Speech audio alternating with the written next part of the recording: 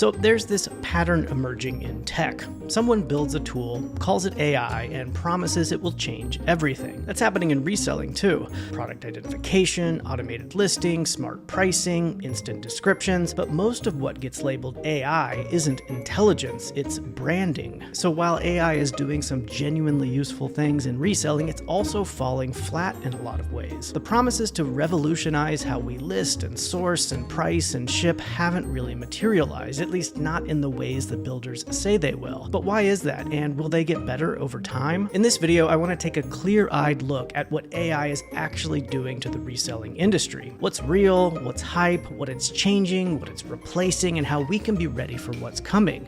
Because what's on the horizon won't just change our tools, it'll change the entire game. So let's start with where we are today. There are a few places where AI is genuinely improving the reselling experience. The first and most obvious is product recognition. Tools like Google Lens or ChatGPT can take a vague photo, like an unknown logo or a strange connector, a worn-out label, and get you to the right item faster than most people can search manually, if they even know what to search for in the first place. That used to take hard-earned knowledge, and now it takes a cell phone in a few seconds, and that's real leverage for us resellers, especially when you're dealing with unfamiliar inventory. And while it can still sometimes get things wrong, it's pretty damn accurate and very quick, and it's completely changed the game. You no longer need to have a PhD level understanding of Murano glass just to identify a single vase at a garage sale. That deep niche knowledge still matters, but it's no longer a requirement just to get started. For solo resellers trying to move fast and make decisions in the field, that kind of instant recognition is a real advantage. Some sellers refuse to use it out of spite, but that's just ego disguised as principle. The tool doesn't replace your knowledge, it shortens the path to it. And in a business where timing and confidence and accuracy all matter, ignoring that kind of edge doesn't make you a purist, it just makes you slower. Search and discovery is another place where AI is making huge improvements in the reselling world, though it's difficult for you and I to see that. A lot of sellers think eBay search is broken because it doesn't show the results they expect. You type in your title or some keywords you think will surface your item and it's nowhere to be found. But that's a misunderstanding of what the system is built to do. eBay search isn't optimized to serve us sellers, it's optimized to convert buyers.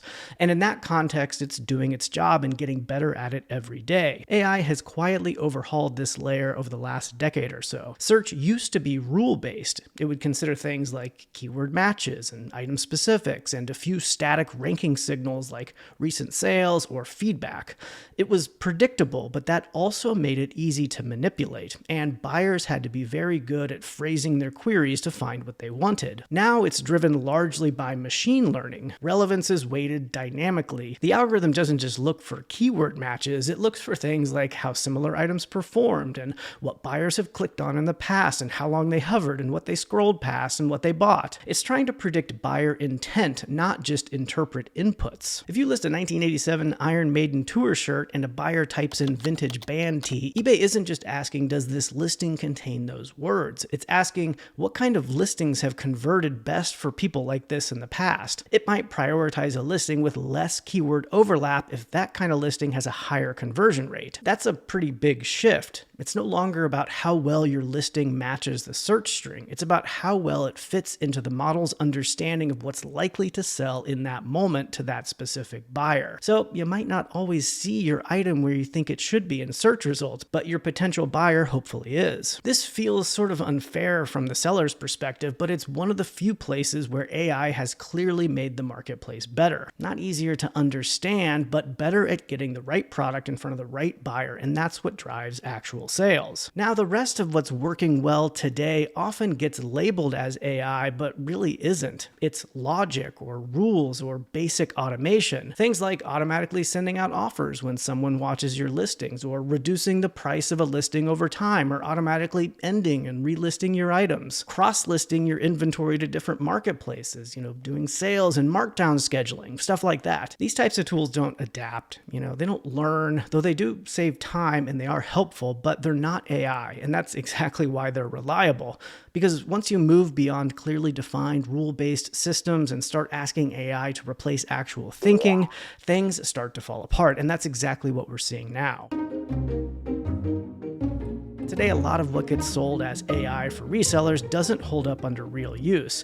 Not because the technology is useless, but because it's built on the wrong assumptions about what's important. It assumes that the hard part is creating the listing, not getting them right. It assumes that speed is what sellers need when what they need more is trust. It assumes that pricing is just math when it's really context. And it assumes human judgment should be automated when that's the part that never can be. Take AI-powered listing tools. It feels like a new one of these launches every few weeks these days, but they've been around for years. eBay launched their own back in September of 2024, and I bet you didn't even know that. These tools promise to save you time by generating full listings from just a title or a photo, and what you get back is usually clean and confident and well formatted, but it's also often wrong. Materials get guessed, conditions get overstated, details get invented. What it creates is plausible sounding information wrapped in a familiar formatting, but plausibility isn't the same as accuracy. In some categories like brand new video games or graded sports cards or things with a barcode, it might do okay because the necessary details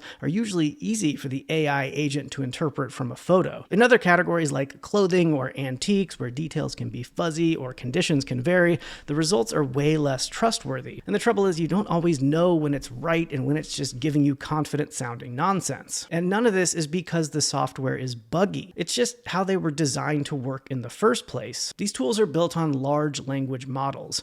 Their job isn't to retrieve facts, it's to generate text that looks like something a person might have written. You can think of it as a sophisticated form of autocomplete. It doesn't pull answers from a database to build your listing. It predicts the next most likely word based on everything that it's seen before. It doesn't know what's true, it just knows what sounds right. And that's fine if you're writing a poem, but it's a problem if you're describing a vintage camera with a missing battery door. They can't verify, they don't understand context, and in reselling where context is everything, that's a problem. So what you end up with isn't a listing, it's a best guess at what a listing might sound like, which may or may not be what you're actually selling. This means you now have a new kind of work. You're checking it, fixing it, rewriting it, wondering what it missed. You don't always know what's wrong, but you know something probably is, and by the time you've cleaned it all up, whatever time you thought you were saving is now gone. To be clear, I'm not singling out any one AI-powered reselling tool out there. They all suffer from very similar challenges because they're all using the same core technologies. You probably have experience with eBay's own AI description tool where you click a button and it spits out an accurate sounding description. But more often than not, if you read closely, you will find that it contains a ton of inaccuracies. Same core technology, same problem. Tools that help you price your inventory follow a similar story. Most can't access real eBay sold data because eBay protects it and restricts third-party use. So these tools pull what they can from the open web or from their own internal models.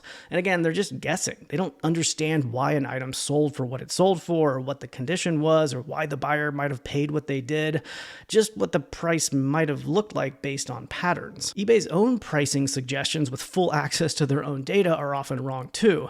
You've no doubt seen it before when you go to list something and the suggested price is laughably off. Now that's not incompetence on eBay's part, it's complexity. Because on eBay, value is rarely about the product alone. It's about condition or color or provenance or rarity or presentation or seller reputation or timing. A green Ralph Lauren polo might be worth like $50 new, but yours is used and slightly faded and it has armpit stains. None of that context shows up in a model trained to guess from general patterns. The point is, pricing isn't just a data problem, it's a nuance problem, and nuance is exactly what these tools are bad at understanding. So why are they everywhere? Because there's pressure to ship features fast, to meet demand, to slap AI on top of everything to please the shareholders or attract attention. And when that happens, the question shifts from how do we make this accurate to how do we make this feel easy and look sexy? These tools will get better over time, but only if the people building them stop leading with hype and start focusing on solving the problems that actually matter. The question shouldn't be, how do we use AI to solve this problem? It should be, what's the real problem and what's the best way to solve it? Because sometimes AI is the right solution, but not always and not everywhere and not for every problem, and definitely not when it ends up being just a branding element used to make your product seem more sophisticated. What we need is not more AI. We need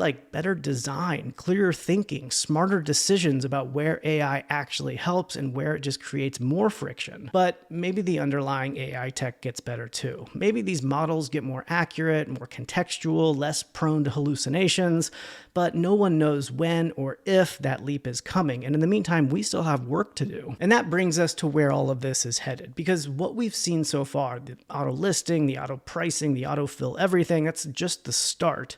That's like the early and clumsy version. The next wave is already forming, and this time it's not just sellers automating the process, it's the buyers too.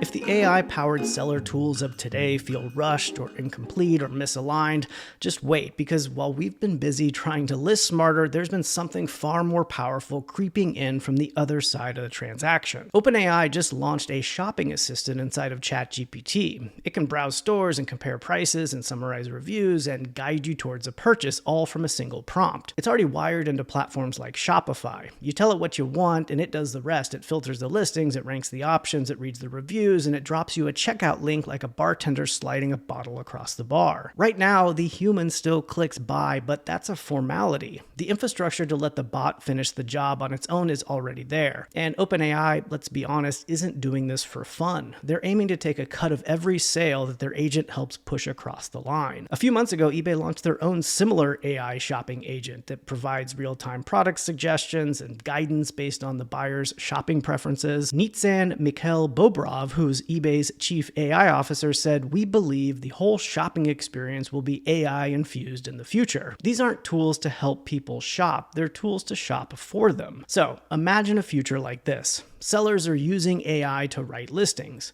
Buyers are using AI to interpret and execute purchases. What you end up with is automation talking to automation. Buyer's assistant negotiating with the seller's assistant. Listings written by AI, filtered, ranked, and then bought by AI. No human reads the description, nobody sees the photos. The transaction still happens, but no one's really there.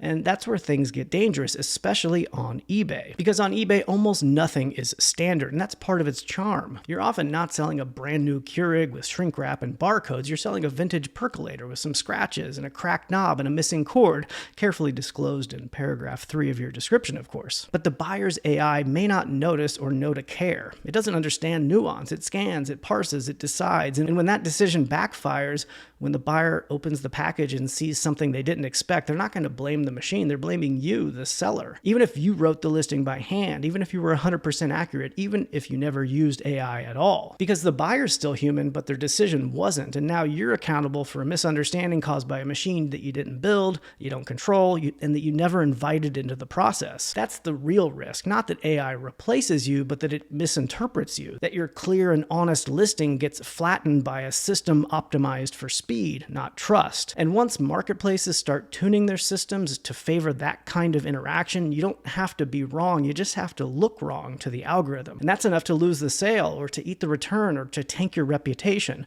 Not because you made a mistake, but because the machine thought you did.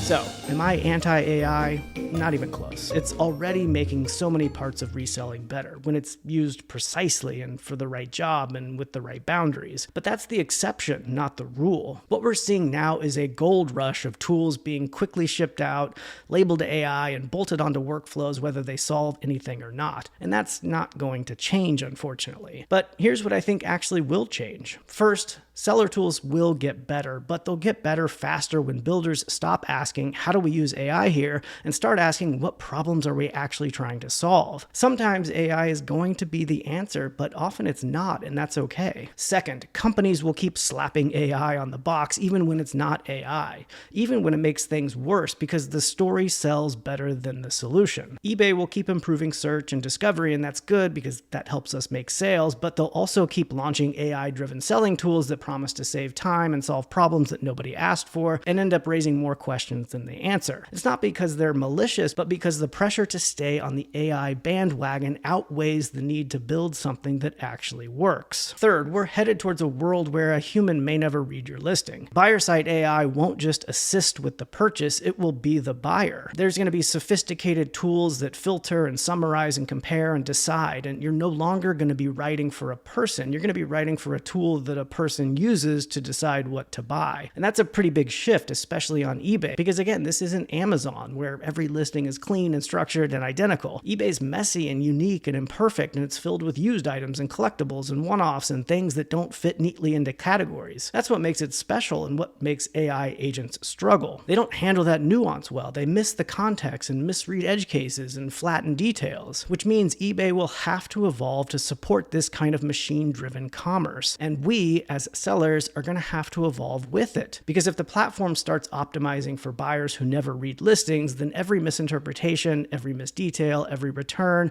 it's all going to be on us, even if the AI was the one that got it wrong. Fourth, and this is the big one, is AI is not going to eliminate the work. I'm sorry. It'll just continue to move it. There's this fantasy that someday we're going to be completely hands-off where AI agents are just doing our dirty work while we sit back and watch the sales roll in. You're welcome, sir. That's not going to happen. Not in our flavor of reselling and not on eBay. What will happen is going to be much slower and messier. We'll continue to offload certain tasks to machines, the mundane and repetitive and time-consuming things, and that's good. That's how tools should work. But we have to be careful not to trade speed and efficiency for trust. You just can't delegate the parts of this job that actually matter, like knowing exactly what you're selling or making good judgment calls or standing behind your work. AI might take some of the friction out of reselling, but we will never be completely hands-off. So if you want to survive what's coming and maybe even thrive, you don't need to be anti-AI. You just need to stay sharp. You need to use what actually helps and ignore what doesn't. You got to keep your standards high even when the tools aren't, because speed is only useful if you're pointed in the right direction, and scale only works if people still trust you when you get there. Lights out. And yeah, I know, it's a little weird hearing all of this from the guy who runs an eBay automation platform, but Flipwise actually doesn't use any AI. Not because we're purists or anti-AI or whatever, just because for the stuff we're actually solving, AI hasn't been the right answer. At least not yet. I'm guessing that'll probably change, and when it does, we'll use it, but we're just not gonna wedge it in so we can slap a buzzword on the box. We'd rather just build something that works. So anyway, thanks for watching.